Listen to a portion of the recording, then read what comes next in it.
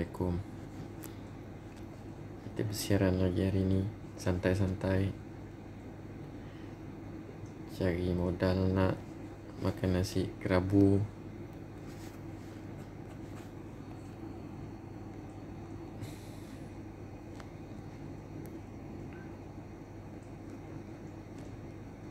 Tengok Cool sebenarnya kuat sell lah. Kalau tengok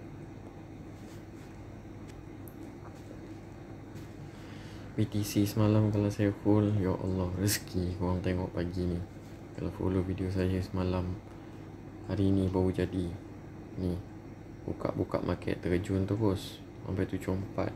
Kalau tak, ya Allah, kat $3,000.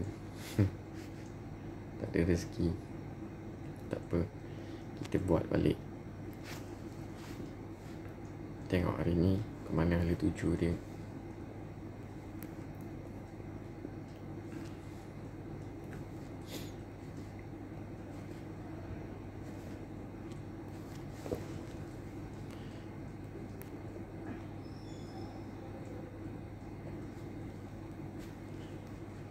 Goal hari ni dibuat pacak pecahan ke atas, lepas tu baru terjun.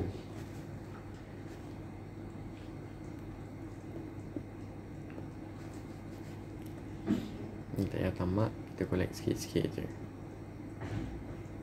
Okey, sekian sahaja video saya. Assalamualaikum.